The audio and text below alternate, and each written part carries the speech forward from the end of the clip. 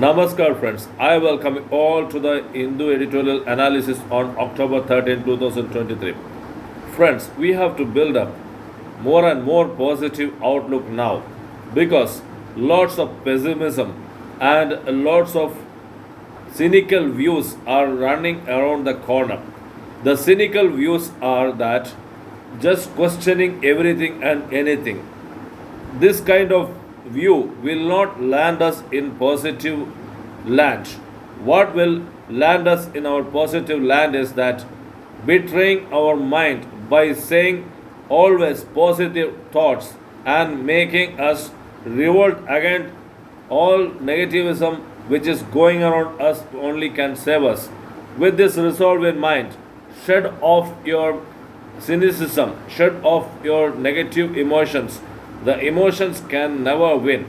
There is a saying that the optimism of the will and pessimism of the intelligence is necessary for certain things. But I say that I change it to say that the optimism of the intelligence as well as the optimism of the will is necessary to revolt against the forces of negativism and the forces of cynicism which is going around us. Friends, now let us get on to the articles of the day which I am going to discuss. The first article which I am going to discuss is Jaipur Gamble. Rajasthan elections have always seen that the incumbent government, the party who is in power, has lost the next elections, whether this will be repeated this time or not. So therefore, the much stake is upon the Bharatiya Janata Party, which is opposing the incumbent government in Rajasthan, which is run by the Congress.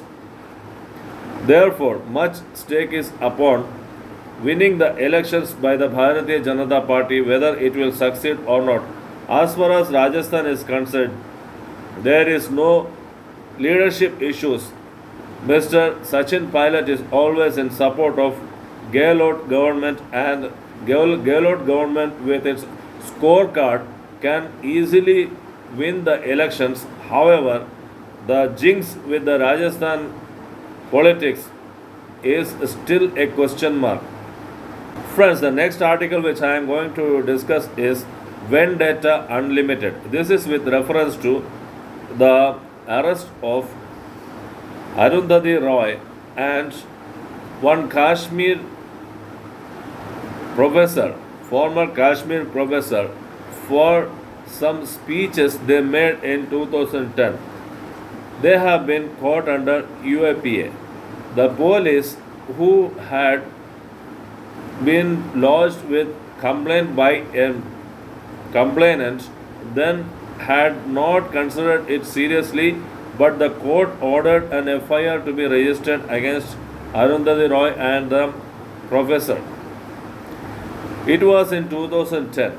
A lot has been elapsed, and it has to see that whether the test of limitation, the limitation means the time has elapsed for any action to be taken. Now the government, the Delhi government has ordered and UAPA has to be imposed upon Arundhati Roy.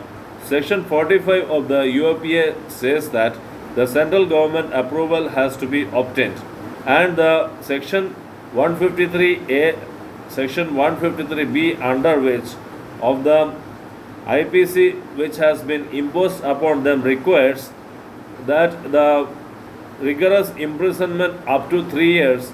For such rigorous imprisonment, the crimes for which rigorous imprisonment is up to 3 years will have limitation of 3 years, but this has been a lots of years now, so this vendetta is going to succeed or not has to be seen. The next article which I am going to discuss is a key step by Bihar to promote better social justice. This is by an MP from the Bihar Rashtriya Janata Dal, one Mr. Jha, who is writing, Manoj Kumar Jha. He is writing that there are certain advantages over this caste-based census which is conducted by Bihar. There are 10 advantages of the caste-based census which it going to bring.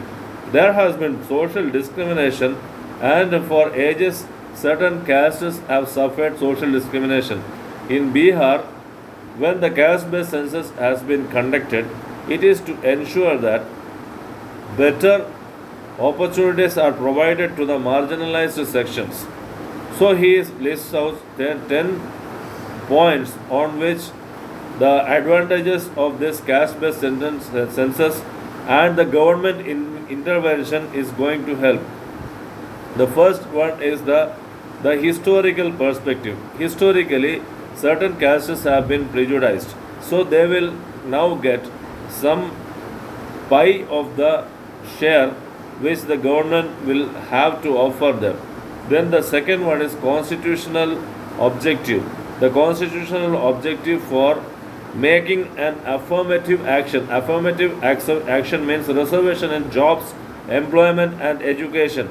So for this affirmative action has been guaranteed a place in the constitution, because constitution thinks that only through the constitutional affirmative action the castes which were hitherto been rejected and neglected by the society or the government will get some kind of opportunities.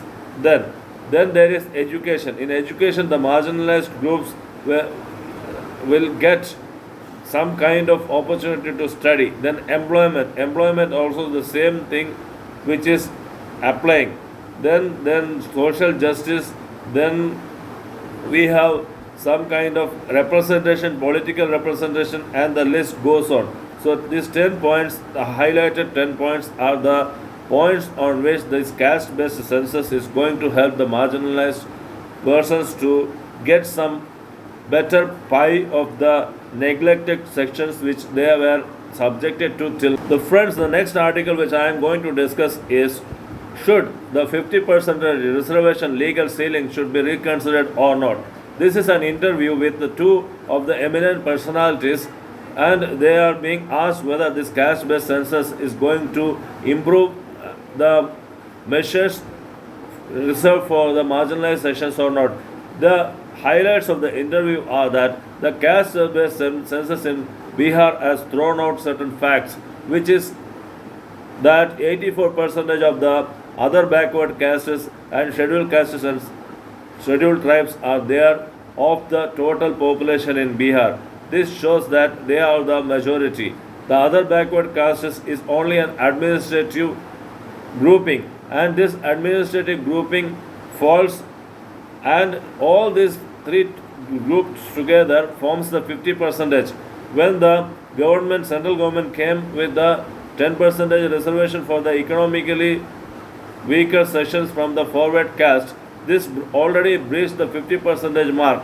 So with this 84% of the OBC plus SC and ST grouping in Bihar caste census, whether it will try to reduce the 50% already offered to them is what the question. The interviewees are telling that a subcategorization is needed, a subcategorization between the castes is needed, and those who have fared well in the economically and politically, they should be just removed from the benefits, and inside the caste itself a subcategorization who are still suffering will be included within a group, and the reconsideration of the group must be necessary, is what this entire the entire interview is pointing out.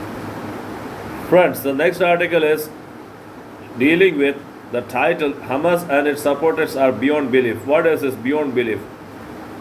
See, friends, lots of people around the world are just sympathizing with the Palestinians.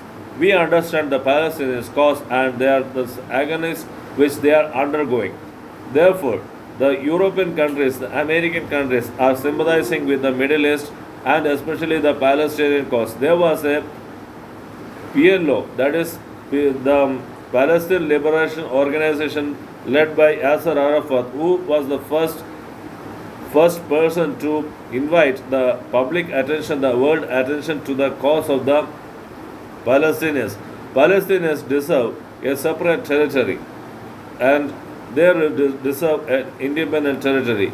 So the support for the Palestinian cause is very much huge now, but at the same time, the resorting to extremism is not good. That is what makes Hamas a different grouping from the Palestinian Liberation Organization.